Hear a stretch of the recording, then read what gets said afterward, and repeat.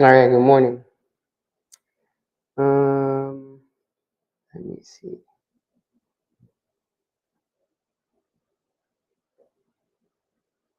Okay. So I'm gonna get started because I know it's the mother of all updates, but I don't have that much time. One second.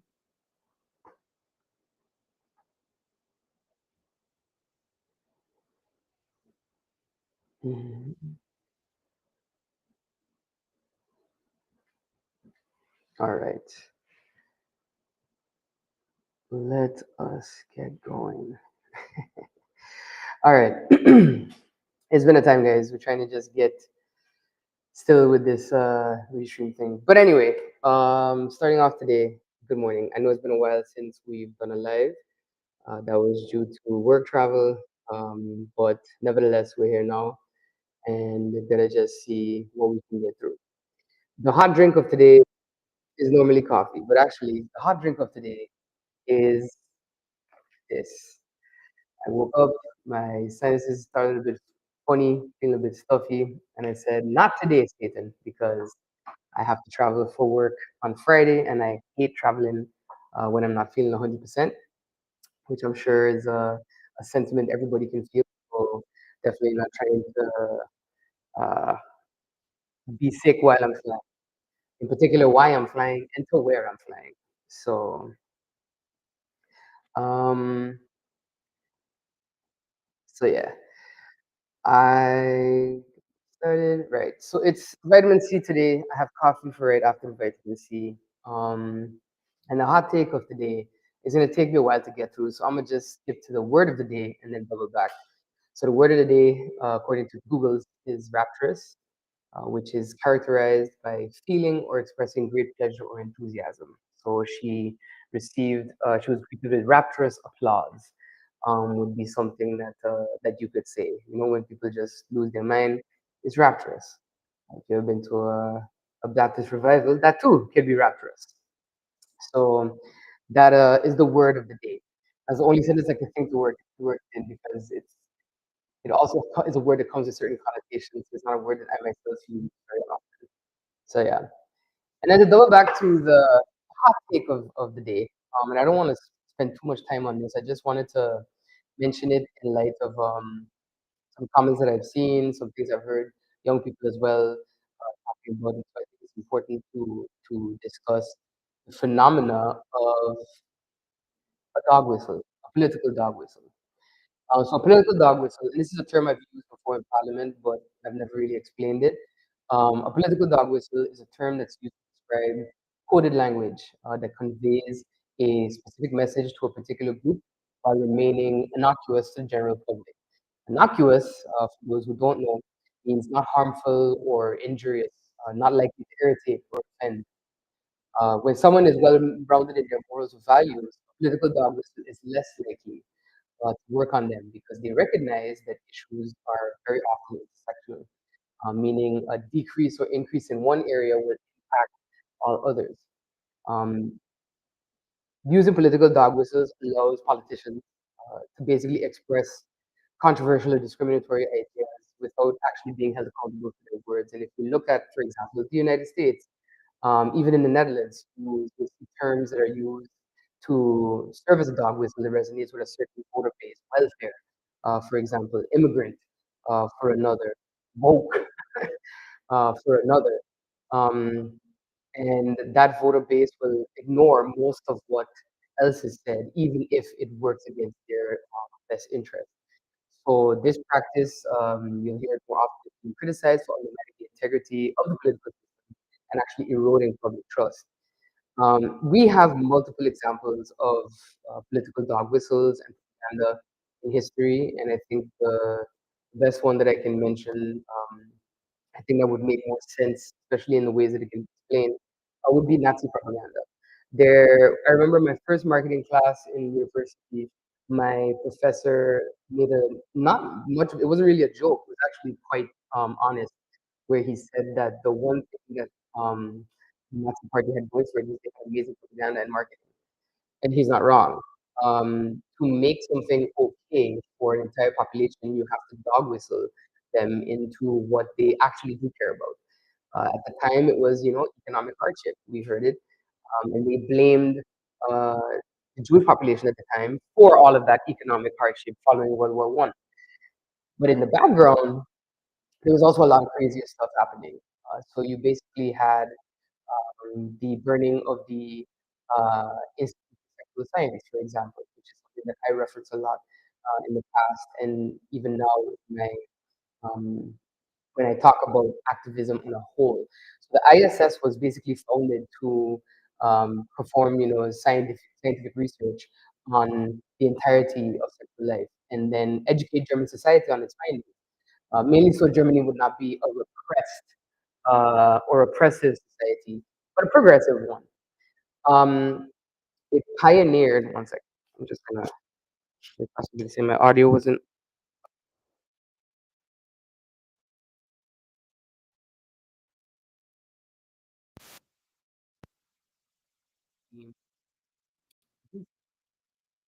Of topics including gender, sexuality, but it also offered services such as treatment for alcoholism, gynecological exams, marital and sex counseling, treatment for venereal disease, and it provided access to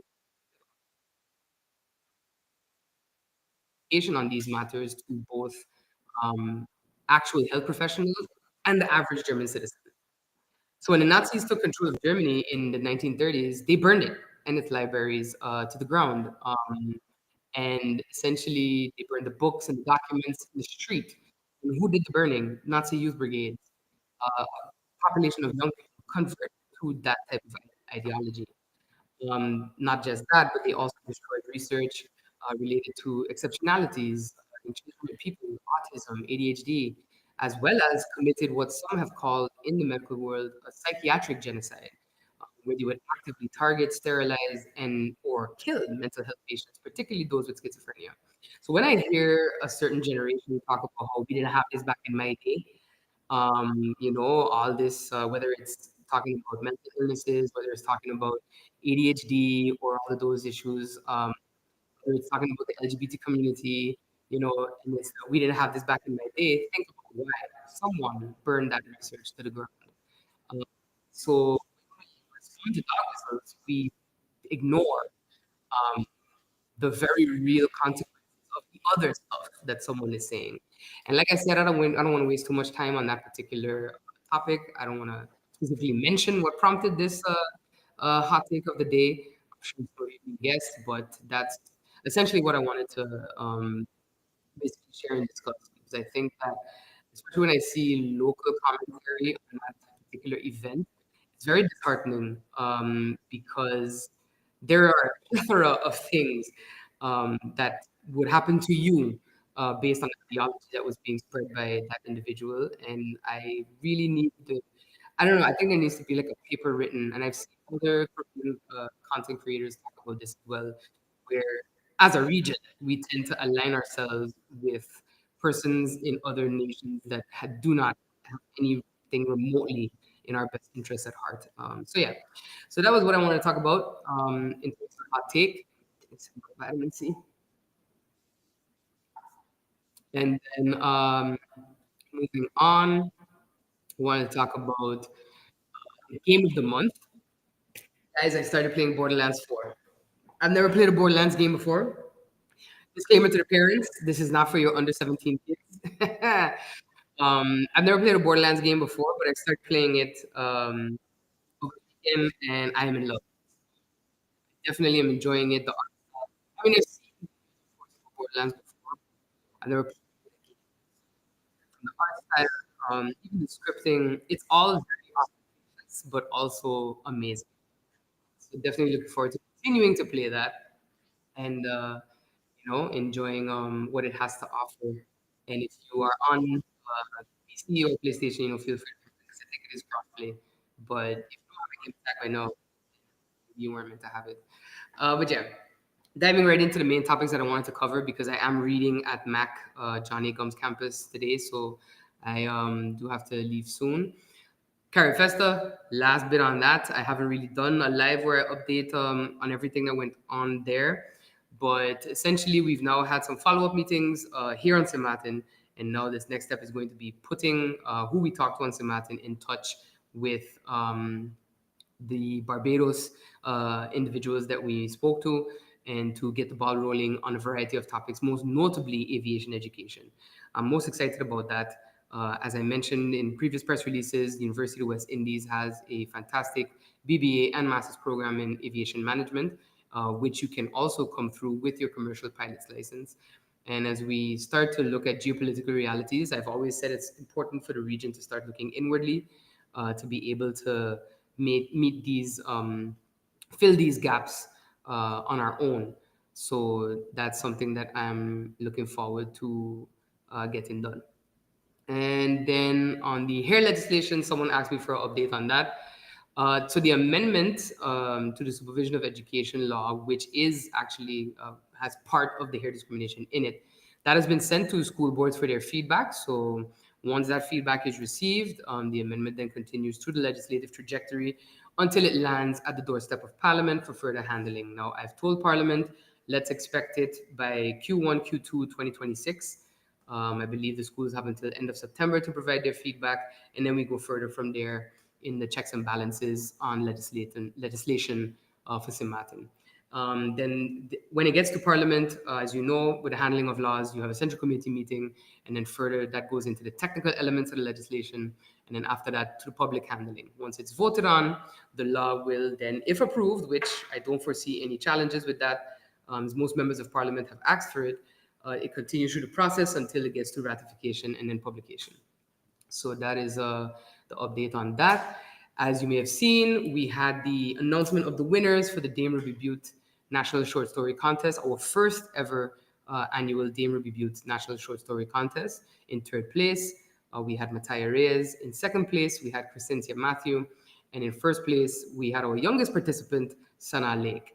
I want to thank again our sponsors for this first version of the contest, RBC, Antec, Bullchans, and Class Electronics, for being willing to commit to this initiative. I'm looking forward to next year's iteration. We had some great stories that came through this year, and I'm looking forward to sharing more about them in the near future with you guys. I want to also thank again the family of the late Dame Ruby Butte for allowing the ministry to honor her life and her own literary contributions to St. Martin with this initiative. And I'm looking forward to seeing it continue to grow and evolve as time goes on. And continuing in the vein of literacy, on Saturday I attended the libraries event where they called it From Peekaboo to Possibilities, Early Childhood Literacy and Its Importance. I urged parents that were there to read to their kids. And not just that, but to encourage siblings as well. If you're a big sister or big brother, read to your younger sibling because you are like that first gateway to reading that they have. My mom was my gateway into reading, a love of reading. I like to take credit and say that I was my sister's gateway into a love of reading. And I saw a video earlier today where it was yesterday, but basically the creators said, that the issues we're having with illiteracy the illiteracy rate basically amongst teenagers, where you have 15-year-olds that cannot read and lack severe reading comprehension, they severely lack reading comprehension skills. And she said, learning in school is for consolidation of prior knowledge. And I think that's a very important takeaway from this discussion and this debate. You see other islands as well trying to combat their falling literacy rates in different ways. We here on St. Martin, I believe that you cannot force a love of reading. You have to really let it be organic. And I think, I hope that having a minister that also loves to read, having a minister that talks about what she's reading, which I haven't as yet, but I will, um, I think is important as well. But for parents, you are that first gateway into anything that a kid learns. You're the first teacher. And that was something that, as I got older, I realized my parents were trying to do. It was a little frustrating. But ultimately, when you get older, you realize that, okay, it was necessary. So I think, it's important to remember that as we continue to try to combat the deficits in our education system together, because it is a community effort, as I've said before. So as Literacy Month continues, I'm reading today, as I mentioned, at MacJag campus, and then tomorrow I think I'm at MLK, and then I'm traveling for work, and then when I'm back, Literacy Month will kind of be over. But for me, every month is Literacy Month, so it will continue, and I'm hoping as well in the near future to have a read-in. Which I remember the library used to do when I was younger, and other libraries do as well. So we just get some sleeping bags, some books, and we all just read with snacks, of course, because why not? What's reading without some snacks and some tea? Moving on to FRLP, the Fostering Resilient Learning Project program from the NRPB, which is part of the Trust Fund projects. Now, the FRLP, as you know, includes the Sister Marie Laurent School project, the St. Martin Library reconstruction, and the Charles Leopold Bell School in Cold Bay reconstruction. And I'm happy to announce that the demolition projects to take these buildings down has begun. If you live in Mid-Region Defiance, like I do, you'll have noticed the backhoes and other heavy equipment that is currently uh, in happening right now at the rear of the school. They've been breaking down the wall, pulling debris out to the yard. I urge all residents to be wary of the machinery and the activity that's going on there, and also for your kids to be aware so they don't enter the demolition area, because we don't want any accidents. And then Charles Leopold Bell is also slated for demolition. And yes, there'll be no demolition works done to the portion of the school that is qualifies as a monument. All care and consideration is being taken for the restoration and reinforcement of that structure. Yesterday, the library hosted a little commemorative event to announce the start of demolition works for the library, which actually begins today officially. There will be an event at 4 p.m. from the NRPB today to mark the start of demolition works. Here's hoping they let me operate the excavator and take down a wall. Me, I love destruction sometimes. But yeah, it was a bittersweet moment. That's the library that most of us, most my age, grew up in. We have not had a functional public library on St. Martin since the passing of Hurricane Irma. The library has done its best out of the small space that they've occupied since Hurricanes Irma and Maria. But this is now the start of something new. And I'm looking forward to a bigger, better, and more modern library as well that also embraces the digital age and is not just for reading literacy, but digital literacy as well, as we know that that is also something that is a challenge. Now, this is the destruction portion. Sister Marie Laurence already has a contractor for the reconstruction of the school. Regarding the construction timelines, however, for the library and Charles Leopold Bell, I'm happy to report that the building permits for both these projects are currently in the permit process. They are at the fire department, which is the last update that I had for further handling. I'm sure that our fire department evaluators recognize the significance of these projects to the country, and that they will execute their evaluation with urgency so that the process can continue at VROMI to finalize. Now, once the building permits are finalized, then the tendering for construction works can begin, hence the sense of urgency and haste for actually pushing the permits through the process, while of course making sure that checks and balances, all safety hazards and safety codes are observed. So I'll be following up as well with Rami and the fire department on that, and hopefully within a week I can have an update to you and say that, you know what, they're almost done, they're 98%, and within a bit we're gonna have the confirmed permits so that tendering can then begin. Then Yesterday, yeah. So yesterday, I just want to touch on this a bit. Yesterday, I received a presentation on the link between like the labor market and education, so labor market analysis and the gaps, right? And it didn't reveal anything particularly new to me, except that we all of this is tied together. Literacy will determine what type of workforce you get in the end once they've gone through the school journey, so to speak. One thing that did stand out is that we need to continue to destigmatize um, vocational education. So tech voc disciplines, whether it's plumbing, carpentry, mechanic, automotive, etc. And I think something that we discussed is showing kids that there are pathways to whatever you want to be, even through vocational education. I think we've had a stigma where, even when I was younger, you would hear adults say, you don't want to end up as a cook somewhere. Why not? I could feed myself, I could feed other people. And people always gonna have to eat, so those are the types of comments that you still get sometimes. And I think it's very important that, we as a ministry and as a society, we continue to destigmatize these professions, because at the end of the day, I don't think anybody can ever claim that they work as hard as a carpenter, as a diesel engineer, working on, whether it's you're working at the airport, you're working on a harbor, you're working on a boat, um, a waitress. I myself have been a waitress at one point for a summer job, and that alone was enough to build a healthy respect for what service personnel go through in the hospitality industry. So it's a lot of work. I know that it doesn't pay well, but that's because we also have, all due respect, a private sector that takes minimum wage as a be all end all, and doesn't look at rewarding hard work and actual labor, and instead just tries to maximize, profit. Which I get it, capitalism, but that doesn't lead to a dynamic and innovative private sector, nor does it lead to a satisfied workforce, or a positive workforce. So I just wanted to touch on that a bit, and we will be sharing more on the findings of that market analysis, because I do believe it's important that these types of studies are communicated to the public, where they can be. And then finally, as I mentioned, I am traveling for work. So this Friday, I'm flying to Washington, D.C. for the steering committee meetings regarding the ongoing trust fund projects under MECYS, which is FRLP, as I mentioned, and ERP1.